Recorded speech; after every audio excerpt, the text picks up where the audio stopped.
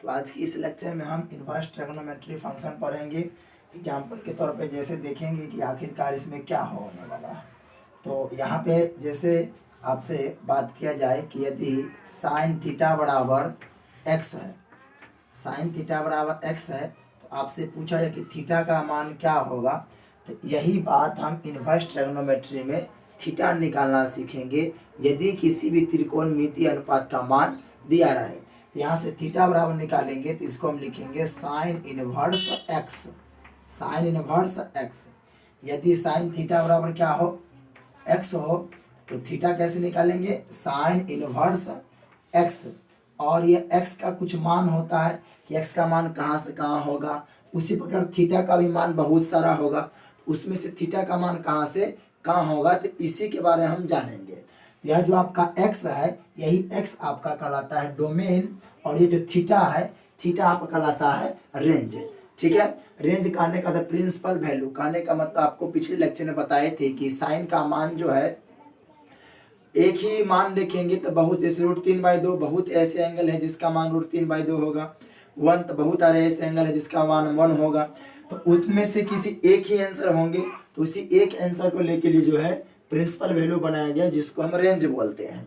तो थीटा निकालने के लिए जो है थीटा आपका क्या हो जाता है रेंज, और एक्स क्या होता है आपका डोमेन। डोमेन कहने का मतलब ये समझिए कि साइन थीटा का मान मैक्सिमम क्या होगा और मिनिमम क्या होगा। तो आप साइन थीटा के लिए लेकर आप बताते हैं कि डोमेन क्या होता है।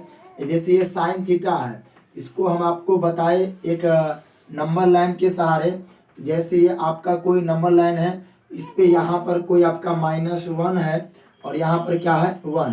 तो -1 और 1 के बीच में जो भी संख्या है, -1 और 1 के बीच में 1 को लेके -1 को लेके और 1 और 1 को लेके जो भी इसके बीच की संख्या है वही आपका यह x का मान होगा साइन थीटा के लिए। तो साइन थीटा का जो है डोमेन क्या होता है -1 से 1, -1 से 1। इसी प्रकार cos थीटा का भी जो है मान यही होगा।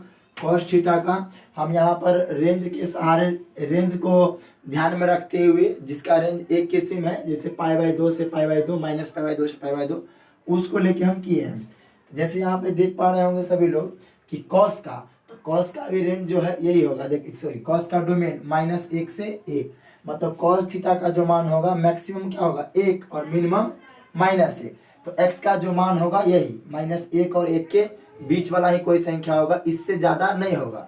ठीक है, उसके बाद टेन की बात करें, टेन थीटा या कॉट थीटा की बात करें, तो टेन थीटा या कॉट थीटा का जो डोमेन होता है वो क्या होता है। देखिए, तो टेन थीटा कॉट थीटा का डोमेन होगा, यहाँ पर कोई भी नंबर है, ये लाइन है, ये नंबर लाइन है, ठीक है, इस पर जो भी वास्तविक संख्या है ये सारे वास्तविक संख्या हो जाएंगे। कुछ भी टेन का मान जो है कुछ भी हो सकता है, जितने भी वास्तविक संख्या है वो सभी टेन और कॉट का मान हो जाएगा। इसीलिए हम लिखे टेन और कॉट का जो मान होगा डोमेन वो क्या होगा आर का मतलब कोई भी रियल नंबर आपका हो जाएगा टेन और कॉट के लिए। उसके बाद जो है बच गया लास्ट में क्या चीज, सेक और कॉसेक।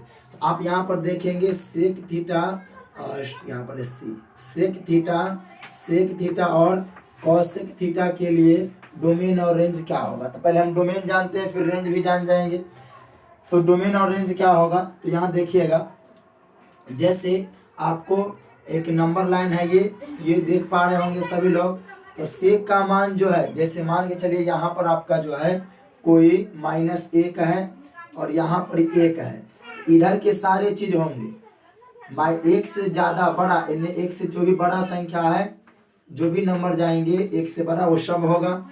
इधर -1 से छोटा जो भी जाएंगे वो सब होगा किसका, सेक थीटा और कॉसेक थीटा का मान। उसके साथ साथ -1 भी होगा, 1 भी होगा। जैसे सेक 0 का मान क्या होता है 1 होता है, कॉसेक 90 का मान क्या होता है 1, 90 मतलब π/2 का मान 1। फिर 180 जाएंगे तो उसमें जो है आपका आ जाएगा -1 और 1 आ जाएगा वहाँ पे, तो -1 आ जाएगा। तो क्या होगा कि इसके इधर के सारे होंगे, इसके इधर के सारे होंगे, इसके बीच वाला नहीं होगा। तो वही लिखे हैं कॉसेक इनवर्स एक्स और सेक इनवर्स एक्स का जो डोमेन होगा रियल नंबर तो होगा जिसमें से -1 और 1 के बीच वाला संख्या को छोड़ के, जहाँ कोष्ठ छोटा कोष्ठ लग जाए तो उसका मतलब उसको छोड़ देना, उसको छोड़ देना। जैसे ये 1 की तरफ छोटा कोष्ठ लग गया है तो इसको छोड़ देना है, इससे इधर लेना है। 1 की तरफ भी जो है छोटी कोष्ठ लगी हुई थी, 1 को छोड़ देना, यदि बड़ी कोष्ठ लग जाए तो उसको लेके चलना। जैसे यहाँ पे देख रहे हैं साइन और कॉस में बड़ी कोष्ठ लगा हुआ है, मतलब -1 को भी लेना है और 1 को भी लेना है। यदि छोटी कोष्ठ लगे तो उसको छोड़ देना। यहाँ पे सेक थीटा और कॉसेक थीटा का मान समझ गए होंगे, ये डोमेन होता है, मतलब कहाँ से कहाँ मान होगा, मैक्सिमम मान क्या होगा, मिनिमम मान क्या होगा। तो ये हो गया इसका डोमेन, और डोमेन समझ गए हैं सभी लोग, कोई दिक्कत नहीं आना चाहिए। मैक्सिमम मान और मिनिमम मान होता है। आगे हम बढ़ेंगे और देखेंगे, डोमेन तो क्लियर हो गया कि नहीं, आदमी को कहीं से कोई दिक्कत नहीं आना चाहिए। और खैर जो है अब हम रेंज समझते हैं कि रेंज क्या होता है, और इसको ध्यान में रखिएगा सभी लोग। तुम थोड़ा सा स्किप करेंगे तो ज़्यादा वीडियो बड़ा ना हो जाए, इसलिए मिटाने वाला समय को हम थोड़ा का स्किप करते। जैसे अब हम जानेंगे कि रेंज क्या होता है। जैसे आपको हम अभी बताए कि साइन थीटा बराबर एक्स होता है, थीटा बराबर क्या होता है, साइन इनवर्स एक्स। उसी प्रकार आपसे हम पूछे कि साइन, आपसे कल बताए थे कि साइन मान लीजिए आपको π/4, तो साइन 45 का मान π/4 का मान होता है 1/√2।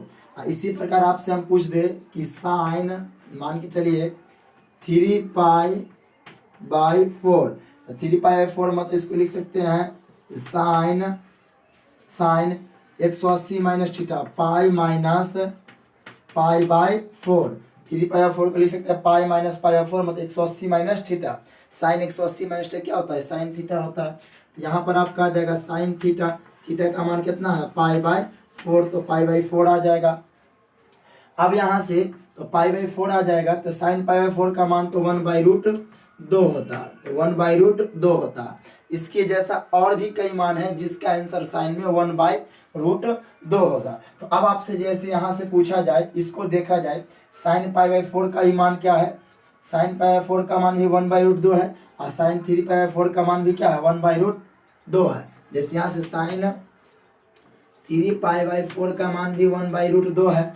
अब यहाँ से जैसे बताए हैं कि ये इधर आके क्या हो जाएगा, इन्वर्स हो जाएगा।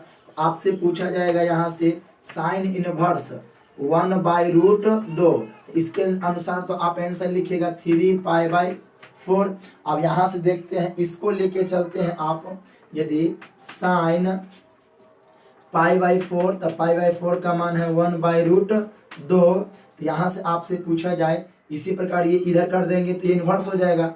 तो आपको से पूछा जाएगा साइन इनवर्स 1/√2, यहाँ से आंसर क्या आ जाएगा, साइन इनवर्स 1/√2 बराबर π/4।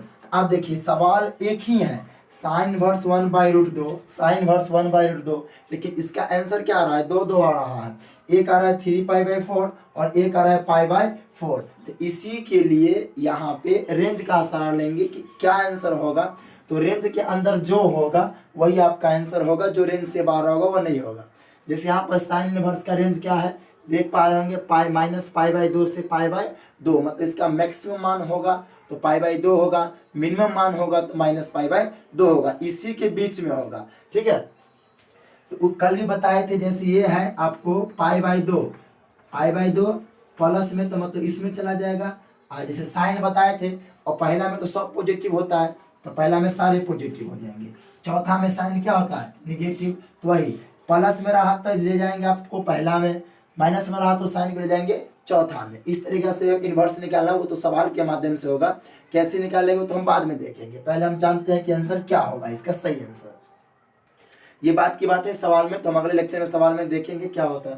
तो इसी प्रकार आपका यहाँ से क्या आंसर आ जाएगा, तो ये जो है यह आपका जो है -π/2 से π/2 के बीच में नहीं है, यह जो है इससे क्या है, बाहर है। क्योंकि इसका मतलब हुआ 3π/4 का मतलब हुआ कि 135 डिग्री, पाई का मतलब हुआ 180, 180/4 कितना हो जाता है, 180/4 आ जाता है 45, और 45 दिया 135, ये 135 डिग्री है, इसका मतलब होता है 90 डिग्री, नहीं π/2 का मतलब क्या होता है 90, तो -90 और 90 के बीच में आपका 135 नहीं आएगा। तो इसीलिए यह आपका जो आंसर है साइन वर्स 1/√2 का मान आप 3π/4 मान लिख करके क्या लिखेंगे, साइन इनवर्स 1/√2 क्या आएगा, π/4, क्योंकि यह रेंज से क्या हो रहा है, बाहर।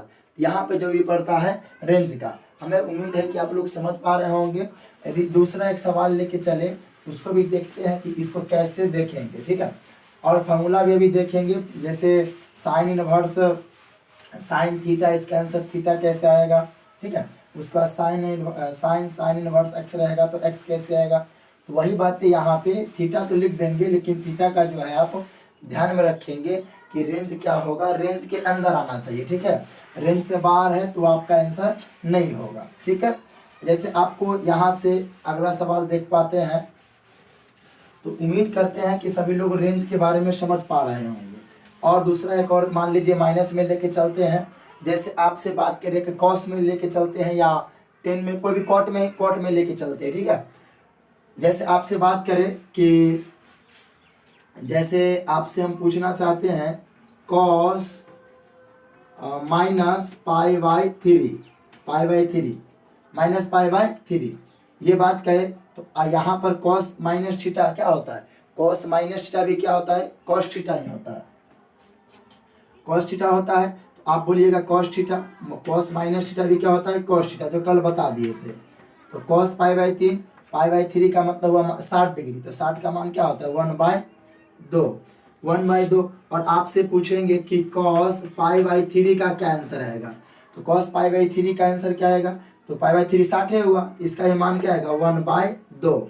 अब आपसे पूछेंगे कि ये कॉस उधर जाते इन्वर्स हो जाएगा, दोनों इन्वर्स हो जाएंगे।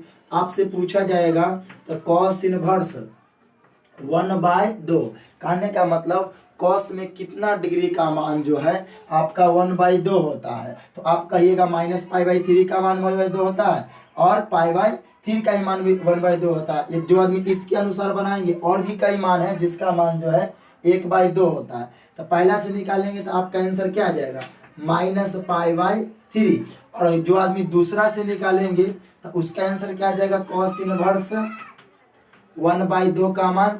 आप कहेंगे कि मेरा आंसर आ जाएगा π/3। तो आप आंसर तो कोई एक ही सही होंगे, तो वही आंसर सही होगा जो डोमेन यहाँ तो मतलब रेंज के अंदर होंगे, मतलब जिसका प्रिंसिपल वैल्यू होगा, मुख्य मान होगा। तो आप देखिए कॉस का यहाँ देख पा रहे होंगे चौथा नंबर में, कॉस इनवर्स एक्स का जो है रेंज क्या होता है, 0 से पाई, मतलब 0 से बड़ा होगा और 180 से छोटा, 0 भी होगा और 180 भी होगा, इसी के बीच में होगा, इससे नीचे नहीं जाएगा।